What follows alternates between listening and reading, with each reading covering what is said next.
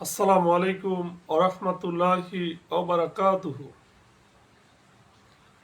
এ পর্বে আমাদের আলোচনা সূরা আহজাবের প্রথম রুকুর দ্বিতীয় পর্ব।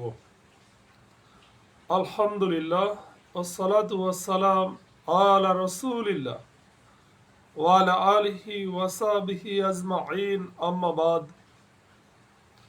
আউযু বিল্লাহি মিনাশ শাইতানির রাজিম। বিসমিল্লাহির রহমানির রহিম। রব্বিশ ইশরাহ লি সাদরি ওয়া ইয়াসসির লি আমরি ওয়াহলুল উকদাতাম মিন লিসানি ইয়াফকাহু কাওলি। এরশাদ হচ্ছে, আল্লাহ বলেন, ইয়া আইয়ুহান নাবিয়্যু, হে নবী, আল্লাহকে ভয় করো এবং কাফের ও মুনাফিকদের আনুগত্য করো না। আত্তাকুল্লাহ ওয়া লা তুতি'ল কাফিরিনা ওয়াল মুনাফিকিন ইন্নাল্লাহা কানা আলিমান হাকিমা। নিশ্চয়ই আল্লাহ তাআলা সম্যক জ্ঞানী, মহাপ্রজ্ঞাময়। তো এই আয়াতের সর্বাবস্থায় আল্লাহ ভীতি এবং দাওয়াত ও তাবলীগের কাজে অটল থাকার আদেশ দেওয়া হয়েছে।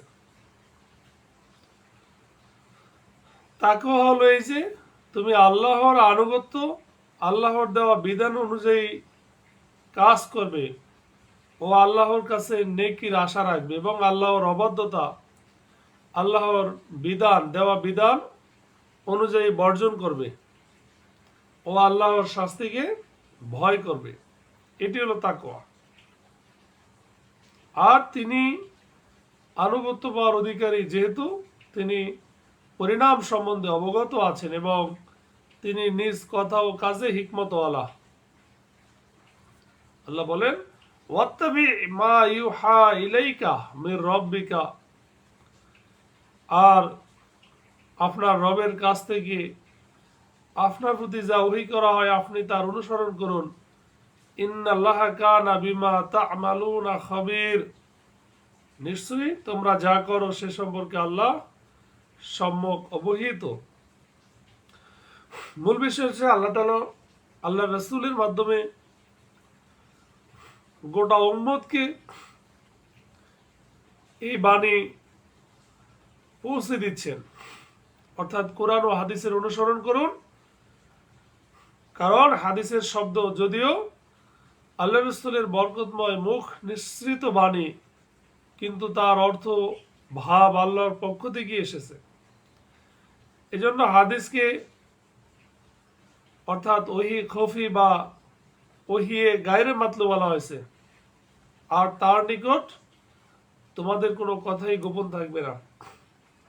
আল্লাহ বলেন, ওয়াতাওয়াক্কাল আলাল্লাহ, আর আপনি আল্লাহর উপর তাওয়াক্কুল করুন। ওয়াকাফা বিল্লাহি ওয়াকিলা, এবং কর্মবিধায়ক হিসেবে আল্লাহ তাআলাই যথেষ্ট। আল্লাহ বলেন, মা জাআলাল্লাহু লিরাজুলিন মিন কলবাইনি ফি জাওফিহি, আল্লাহ তাআলা কোন মানুষের অভ্যন্তরে দুটি হৃদয় সৃষ্টি করেননি। তোমাদের স্ত্রীদের মধ্যে যাদের সাথে তোমরা জিহার করো তিনি তাদেরকে তোমাদের জননী করেননি, আর তিনি তোমাদের পোষ্যদেরকে তোমাদের পুত্র করেননি, অর্থাৎ যারা পালক পুত্র এদেরকে তোমাদের নিজের পুত্র করেননি। এগুলো তোমাদের মুখের কথা, আর আল্লাহ তাআলাই সত্য কথা বলেন আর তিনি সঠিক পথ দেখান।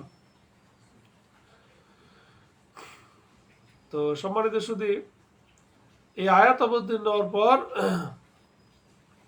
সাহাবীরা বলেন, আমরা এই অভ্যাস পরিত্যাগ করি। এই আয়াতটি নাজিল হওয়ার পর কোনো ব্যক্তি নিজের আসল বাপ ছাড়া অন্য কারোর সাথে পিতৃ সম্পর্ক স্থাপন করাকে হারাম গণ্য করা হয়। আল্লাহ রাসূল বলেছেন, যে ব্যক্তি নিজেকে আপন পিতা ছাড়া অন্য কারো পুত্র বলে দাবি করে অথচ সে জানে ওই ব্যক্তি তার পিতা নয়, তার জন্য জান্নাত হারাম। এটা গুনাহে কবিরা। হাদিসে এসেছে তোমরা তোমাদের পিতাদের সাথে সম্পর্কিত হওয়া থেকে বিমুখ হইও না, যে তার পিতা থেকে বিমুখ হয় সে কুফরি করলো। অন্য হাদিসে এসেছে আল্লাহ রসুল সাল্লাল্লাহু আলাইহি সাল্লাম বলেছেন, কোন মানুষ যখন না জেনে কোন নসব প্রমাণ করতে যায় বা অস্বীকার করতে যায় তখন সে কুফরি করে, যদিও তা সামান্য হোক। তো সম্মানিত শুধু তাফসিরে এসেছে যে হাদিসও আসছে, একজন মুনাফিক দাবি করত যে তার দুটি অন্তর রয়েছে, একটি মুসলিমদের সাথে আর অপরটি কুফর ও কাফেরদের সাথে। তার উদ্দেশ্যে এই আয়াত, অর্থাৎ একই অন্তরে আল্লাহর মহব্বত ও তার শত্রুর আনুগত্য একত্রিত হওয়া অসম্ভব। কেউ কেউ বলেন যে মক্কার মুশরিকদের মধ্যে জামিল বিন মা'মার ফিহরি নামক এক ব্যক্তি ছিল। সে বড় হুঁশিয়ার, চতুর ও ধোঁকাবাজ ছিল। তার দাবি ছিল যে আমার দুটি অন্তর আছে, যার দ্বারা আমি চিন্তা ভাবনা করি ও বুঝি, আর আল্লাহ রসুলের অন্তর একটি। নাউজুবিল্লাহ। এই আয়াত সেই ব্যাখ্যাই এখানে দিয়েছে যে মানুষের দুইটি অন্তর থাকে না, একটি অন্তরই থাকে। সেকেন্ড বিষয় হচ্ছে, মুখে কাউকে মা বলে সম্বোধন করলে সে প্রকৃত মা হয়ে যাবে না, এবং কাউকে বেটা বললে সে আপন বেটা হয়ে যাবে না, অর্থাৎ তাদের উপর মা ও বেটা সম্পর্কিত সংশ্লিষ্ট শরঈ বিধান প্রযোজ্য হবে না।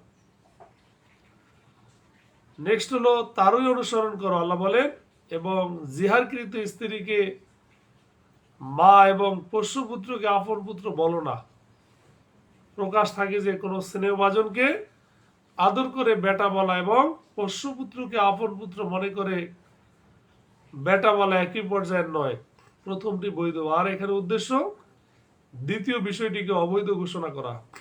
আল্লাহ বলেন, উদউহুম লিআবাইহিম, তোমরা তাদেরকে তাদের পিতৃ পরিচয়ে ডাকো। আল্লাহর কাছে এটাই অধিক ইনসাফপূর্ণ। অতঃপর যদি তোমরা তাদের পিতৃ পরিচয় না জানো তাহলে তারা তোমাদের দিনী ভাই এবং তোমাদের বন্ধু, আর এই বিষয়ে তোমরা কোনো ভুল করলে তোমাদের কোনো পাপ নেই, কিন্তু তোমাদের অন্তরে সংকল্প থাকলে পাপ হবে। আর আল্লাহ তাআলা অধিক ক্ষমাশীল, পরম দয়ালু। এই আদেশ দ্বারা এখানে আল্লাহ তাআলা সেই প্রচলিত প্রথাকে নিষিদ্ধ ঘোষণা করেছেন যা জাহিলি যুগ থেকে চলে আসছিল এবং ইসলামের প্রারম্ভিক যুগেও প্রচলিত ছিল, আর তা হলো পোষ্যপুত্রকে আপন পুত্র ভাবা। সাহাবায়ে কেরাম বলেন, আমরা উদউহুম লিআবাইহিম এই আয়াত অবতীর্ণ হওয়া পর্যন্ত যায়েদ বিন হারেসাকে রাদিয়াল্লাহু তাআলা আনহু, যাকে আল্লাহ রসুল সাল্লাল্লাহু আলাইহি সাল্লাম মুক্ত করে বেটা বানিয়ে নিয়েছিলেন, যায়েদ বিন মোহাম্মদ বলে ডাকতাম। তো এই আয়াত অবতীর্ণ হওয়ার পর হযরত আবু হুযায়ফা রাদিয়াল্লাহু তাআলা আনহু, যিনি সালেমকে পোষ্যপুত্র বানিয়ে রেখেছিলেন, তার ঘরে এক সমস্যা দেখা দিল যে যখন পোষ্যপুত্রকে আপন সন্তান ভাবতে নিষেধ করে দেওয়া হলো, তখন তার স্ত্রীর জন্য তার থেকে পর্দা করা অপরিহার্য হয়ে গেল। আল্লাহ রসুল সাল্লাল্লাহু আলাইহি সাল্লাম আবু হুযায়ফার স্ত্রীকে বললেন, তুমি তাকে দুধ পান করিয়ে দুধ বেটা বানিয়ে নাও, কারণ এতে তুমি তার জন্য মাহরাম হয়ে যাবে। সুতরাং তারা তাই করলেন। দ্বিতীয় বিষয় হচ্ছে, যাদের আসল পিতার খবর জানো তাদেরকে অন্যের দিকে সম্বন্ধ না করে তাদের আসল পিতার দিকে সম্বন্ধ করো। তবে যাদের পিতার পরিচয় জানা নেই তোমরা তাদেরকে বেটা নয় বরং ভাই বা বন্ধু মনে করো। থার্ড বিষয় হচ্ছে যে ভুলে গিয়ে বা ভুল করলে এই কৃত অপরাধ আল্লাহ ক্ষমা করে দিবেন। চতুর্থ বিষয় হচ্ছে, যে ব্যক্তি জেনে শুনে পিতা পুত্রের সম্পর্ক অন্যের দিকে জুড়াবে, সে বড় পাপী হবে। হাদিসে এসেছে, যে ব্যক্তি জেনে শুনে নিজেকে অন্যের পিতার দিকে সম্পৃক্ত করে সে কুফরি করে। আয়াত 6 আল্লাহ বলেন, আন-নাবিয়্যু আওলা বিল মুমিনিনা মিন আনফুসিহিম ওয়া আজওয়াজুহু উম্মাহাতুহুম। আর নবীজি সাল্লাল্লাহু আলাইহি সাল্লাম মুমিনদের কাছে তাদের নিজেদের চেয়ে ঘনিষ্ঠতর, আর তার স্ত্রীগণ তাদের মাতা স্বরূপ। আর আল্লাহর বিধান অনুসারে মোমেন ও মুহাজিরদের তুলনায় আত্মীয় স্বজনরা একে অপরের নিকটতর। তবে তোমরা যদি বন্ধু বান্ধবদের সাথে ভালো কিছু করতে চাও তা করতে পারো, এটা কিতাবে লিপিবদ্ধ আছে। তো এখান থেকে অনেকগুলো হাদিসও আসছে এই আয়াতের ব্যাখ্যায়।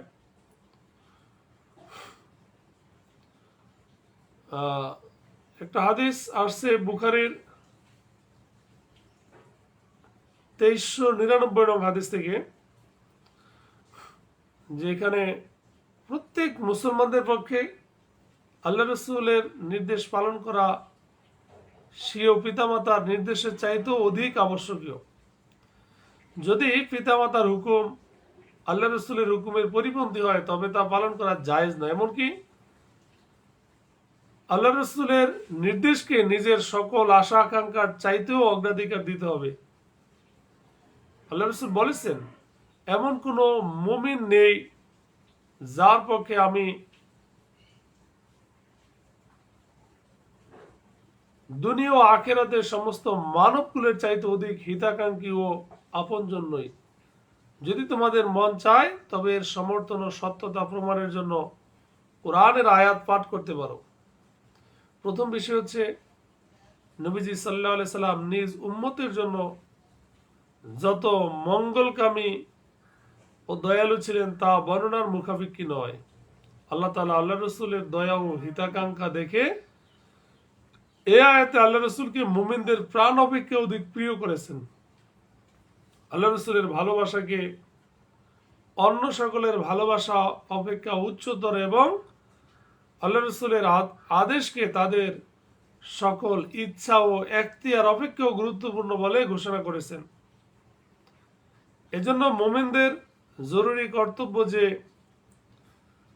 আল্লাহ রসুল সাল্লাল্লাহু আলাইহি সাল্লাম আল্লাহর জন্য তাদের নিকট যে ধন সম্পদ চাইবেন তারা তাকে তা সত্তর প্রদান করবে, যদিও তাদের ওই সম্পদের আশু প্রয়োজন থাকে। নিজেদের জীবন থেকেও আল্লাহ রসুলের মহাব্বত অধিক রাখতে হবে। যেমন হযরত ওমর রাদিয়াল্লাহু তাআলা আনহুর ঘটনা, আল্লাহ রসুল সাল্লাল্লাহু আলাইহি সাল্লামের আদেশকে অন্য সবার আদেশের উপর প্রাধান্য দিতে হবে এবং তার আনুগত্যকে অন্য সবার আনুগত্য অপেক্ষা বেশি গুরুত্বপূর্ণ ভাবতে হবে।